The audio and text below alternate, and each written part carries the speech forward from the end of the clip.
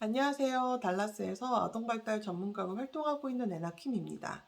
오늘은 제가 대학원을 진학하기 전에 작성했던 SOP를 여러분들하고 얘기를 좀 나눠볼까 해요. 미국에서 이제 대학원을 진학할 때 지원하기 위해서 뭐 GRE 점수도 필요하고 성적 증명서도 필요하고 뭐 경력 증명서 필요할 수도 있고 그 SOP도 이제 작성을 해야 될 수 있어요. 학교마다 좀 달라요. 어떤 학교는 뭐 GRE를 안 보는 학교도 있고 어떤 학교는 뭐 SOP가 없을 수도 있죠. 근데 대부분 SOP는 꼭 작성을 해야 됩니다. 저 같은 경우는 영어 점수가 조금 부족했는데 SOP가 상당히 좋았어요. 그걸 어떻게 느꼈냐면 저도 제가 쓰고 제가 쓴 글을 보면서 정말 깜짝 놀랐고 주변 지인들한테도 어떠냐고 이제 보여줬는데 다들 정말 놀랐어요. 이제 그만큼 SOP가 이제 잘 나왔습니다. 그래서 어플라이 다 하고 서류 다 제출했는데 오늘 이메일이 온 거예요. 우리는 참 너를 좋아하는데 영어 점수가 정말 조금만이라도 더 올랐으면 좋겠다라는 이메일을 받아가지고 썸머 내내 이제 공부해서 영어 시험을 다시 봤던 기억이 나요. 그래서 영어 성적이 좀 안 좋았고 저는 이제 그러니까 한국에서 취득한 이 학사학위랑 제가 지원하는 이 석사랑 전공이 맞지도 않았어요.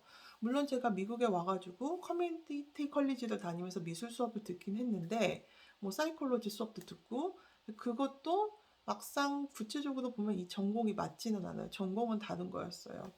그런데 제가 이 모든 것을 SOP 이제 다 이제 녹여내듯이 이제 작성을 하게 됐습니다. 저희 학과의 특징을 일단 정확히 파악하는 게 중요했고, 일단 제가 정말 우리 학과에 맞는지 저 스스로도 판단하고, 그리고 우리 학과에 맞는 사람이라는 걸 제가 이제 좀 구체적이고 체계적으로 이제 작성을 하게 됐죠. SOP는 길게 쓸 수는 없어요. 레터지로, 한국어로 치면 뭐 A4 용지로 한 3분의 2 정도 되는 분량밖에 안 됩니다. 매우 간결하게 써야 되고요. 군더더기도 없어야 되고 한눈에 모든 글이 싹 들어오는데 어휘력도 봐요. 문법도 보고. 그렇기 때문에 사실 좀 어려워요. 왜냐면 굉장히 압축해서 쓰는데 내 자신을 굉장히 어필을 해야 되기 때문에. 그래서 내용은 상당히 깁니다. 제가 20살 때부터 어떤 일을 했고 그 일을 하면서 어떤 생각을 가졌고 그래서 어떤 일을 쭉 해왔으면 어떤 계기로 무엇을 공부하고 싶었고 이런 식으로 정말 한 폭의 멋진 그림을 보듯이 내 인생을 어떤 한 폭의 그림인데 정말 명화처럼 보이게 그런데 이게 거짓은 아니어야 돼요. 모든 건 다 사실이어야 됩니다. 거짓말로 해서 대학원 들어가 봤자 어차피 다 티가 나요. 교수님하고 얘기하면서도 티가 나고 그렇기 때문에 사실을 바탕으로 하는 게 굉장히 중요해요. 그리고 내가 이 학교를 붙고 안 붙고가 나에게는 어떻게 보면 중요한 게 아닐 수도 있어요. 그러니까 이 학교를 무조건 붙는다고 해서 좋은 게 아니고 떨어지는 게 좋을 수도 있는 거죠. 그렇게 하기 위해서는, 그런 결과를 위해서는 정말 진솔하게 SOP를 작성하셔야 됩니다. 제가 제 SOP를 쓰고 정말 괜찮다라고 생각한 것 중 하나가 거짓된 부분도 하나도 없었고 과정된 부분도 하나도 없었어요. 정말 솔직담백하게 썼는데 교수님들도 나중에 그런 말씀 하셨어요. 굉장히 글이 잘 읽혔고 너가 어떤 사람인지 잘 알 수 있었고 너는 정말 솔직한 사람이라고 생각을 하셨대요. 제 글을 보고서. 그래서 그런 게 굉장히 중요하구나라는 이제 생각을 했고, 생각보다 이 SOP가 대학원의 합격 여부를 이제 정해질 수도 있어요.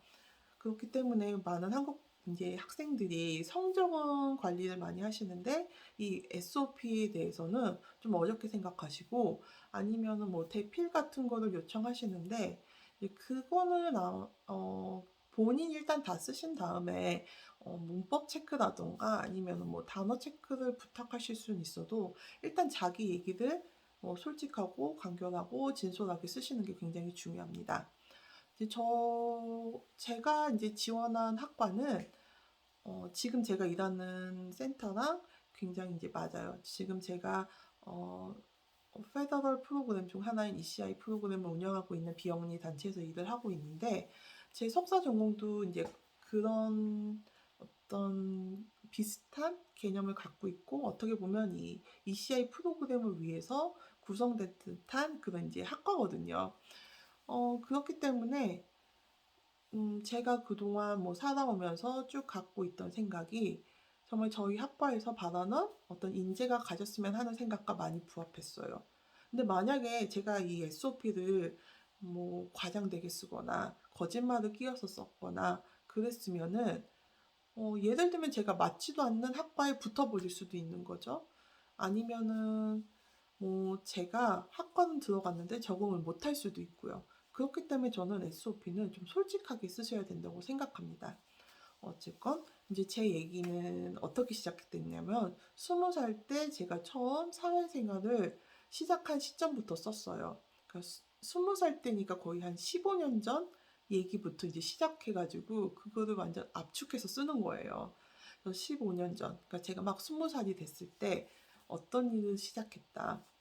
저는 그 당시에 동네에 있는 복지관에서 이제 제가 노인 복지를 담당하는 부서에서 이제 일을 시작하게 됐어요. 하루 4시간씩 이제 파트타임으로 일하는 건데 사실 일은 4시간 이상을 한 거예요. 5시간, 6시간씩 일을 하면서 굉장히 즐거웠어요. 그래서 그 일을 하고 나서 이제 집에 가기 전에 저랑 동갑인 친구가 일을 하고 있는 애프터스쿨 가가지고 잘 있는지 인사도 하고 친구 혼자 있으면 심심하니까 이제 선생님인 것처럼 애들 뭐 숙제도 봐주고 같이 놀아주고 이제 그런 생활을 하면서 처음으로 이제 어떤 정책적으로 아이를 어떻게 케어해야 되는지, 어떻게 케어해야지 되는가에 대한 생각을 하게 됐어요. 그게 20살 때인 거예요. 그리고 복지관에서 이제 있으면서 이제 자원봉사 이제 동아리 활동하시는 분들이 오시거든요. 그러면서 이제 장애가 있는 친구들을 돕는 활동도 이제 제가 보게 돼요. 그러면서 이게 정책적으로 어떻게 잘 이루어져야지 많은 사람들이 또 효과적으로 좀 더 좋은 결과를 얻을 수 있는지 이런 생각을 20살 때부터 쭉 하게 됩니다. 그래서 자원봉사도 꾸준히 했고요. 회사에서 동아리 활동을 하게 된다면 무조건 이제 자원봉사 나갈 수 있는 것으로 이제 하게 됐죠. 그래서 자원봉사를 하면서 느꼈던 것도 이제 간단하게 쓰고, 그리고 또, 어, 제가 어떤 회사에 취직해서 일을 하는데 그 회사는 이제 공기업이었어요. 공기업이었고 이 재단 안에 미술관이 있는데 로버트 미술관이에요. 근데 미술관이 있으니까 이제 큐레이터 분들도 계시고 그분들이 유치원생을 위해서 이제 미술 수업을 해요. 그래서 제가 이제 미술 영유아 이쪽에 관심을 가지게 된 게 이제 그 시점이에요. 그래서 친구가 됐죠. 이제 그 큐레이터 분하고 이제 친해져 가지고 제 부서는 아닌데 그 부서 가 가지고 일하는 것도 보고 일도 도와주고 이제 그러다가 그 친구가 이제 큐레이터 분이 이제 퇴사를 했는데 어느 날 저한테 연락을 해요. 자기가 이제 시각 장애를 가지고 있는 어린 친구들을 위한 미술 수업을 하는데 일손이 부족하니까 좀 와서 도와달라. 왜냐면 제가 회사 생활을 그 친구가 이제 회사 생활을 하고 있을 때 부서가 다르고 부탁하지도 않았는데 제가 가서 이제 수시로 자도 도와줬기 때문에 그 친구는 퇴사를 했는데도 나를 도와줄 사람하고 떠올린 사람이 저였던 거예요. 그래서 마침 주말에 다른 스케줄도 없고 해서 친구가 부르니까 나가서 같이 이제 미술 수업을 준비해요. 근데 제가 그 당시만 해도 장애가 있는 친구들하고 많은 활동을 했었지만 시각 장애가 있는 친구들이 미술 수업을 한다는 게 좀 의아했어요. 그래서 친구한테 물어봤어요. 그 큐레이터 하는 친구한테. 그런데 어떻게 미술 수업을 준비하지? 그러면서 물어봤는데 그 친구가 저를 좀 한심하다는 듯이 야, 미술은 손으로도 느낄 수 있고 뭘로 느낄 수도 있고 뭐 진동으로도 느낄 수 있고 미술은 여러 가지 방법으로 느낄 수 있어라는 말을 해주는데 좀 그때 정말 이 장애가 있다는 것만으로도 사람들의 많은 편견이라던가 여러 어려움으로 인해서 소외를 당하고 살 수밖에 없겠구나라는 생각도 하고 또 마음도 아팠어요. 그래서 여러 친구들 정말 가난하던 아니면은 장애가 있던 어떤 어려움이 있던 아이들은 정말 좋은 어떤 교육을 받고 자라서 아이의 미래가 좀 더 많은 선택지가 있었으면 좋겠다라는 생각을 이제 그때 하게 된 거죠. 그래서 그런 생각을 가지고 있다가 미국에 왔고 미국에서 영어 공부도 하고 이제 미술 수업도 듣고 그러면서 사이콜로지 수업을 듣고 졸업을 한 후에 데이케어에도 취직하고 몬테소리 이제 선생님이 되는 과정을 들으면서 서티피케이트도 좀 따고 이제 그래서 선생님으로도 일하면서 이제 제가 지금 졸업한 대학원에 지원을 했는데 어 제가 20살 때부터 몬테소리 선생님이 되는 이 모든 과정을 그 종이 한 장 되는, 그러니까 A4지 분량의 한 3분의 2 정도에 다 쓴 거예요. 그러니까 여러분들도 이 긴 얘기를 이렇게 좀 압축해서 쓰셔야 하는 거예요. 제가 이렇게 말로 풀면 이게 굉장히 긴 이야기인 것 같은데 써보니까 막상 그게 되기는 되더라고요.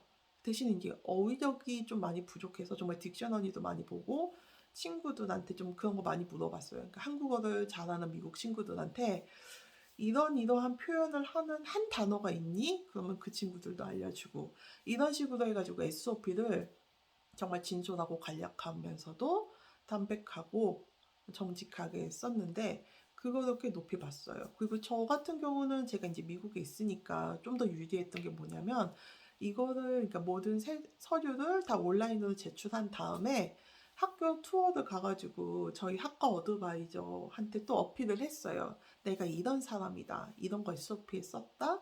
어필도 하고 따로 또 레주메도 준비해서 혹시 내가 레주메 준비했는데 이거 너한테 전달하면 교수님도 좀 보실까? 하면서 교수님한테 보여달라고 어필을 한 거죠.